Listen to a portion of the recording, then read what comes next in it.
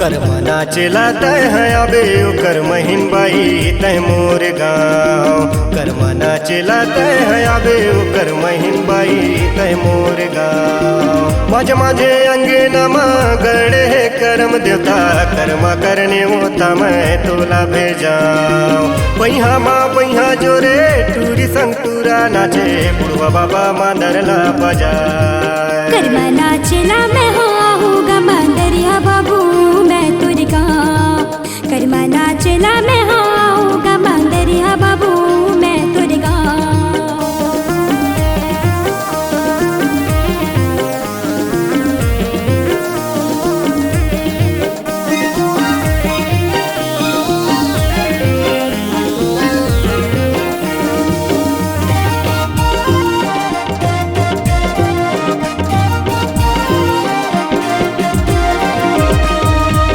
अंगना माँ दारू बटे पी पी के सबो झूमे रत भरे कर्मा खिलाए। कर महिन बाई संग संग सिकिरी जोराए।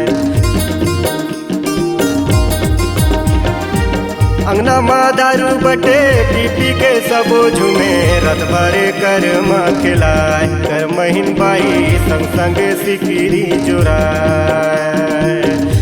नाचला तय है आबे ओकर महिन बाई तय मोर गाँव। कर्म नाचला तय है आबे ओकर महिन बाई तय मोर गाँव।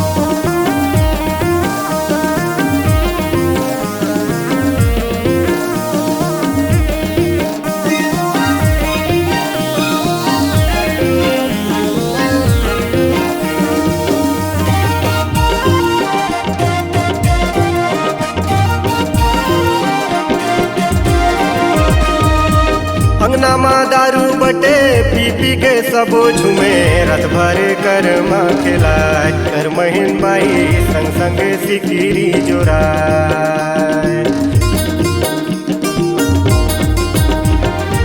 अंगना माँ दारू बटे पी पी के सबो झूमे रत भरे कर्मा खिलाए। कर महिन बाई संग संग सिकिरी जोराए।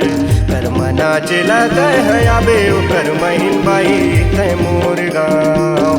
कर्म नाचला तय है आबे ओकर महिन बाई तय मोर गाँव।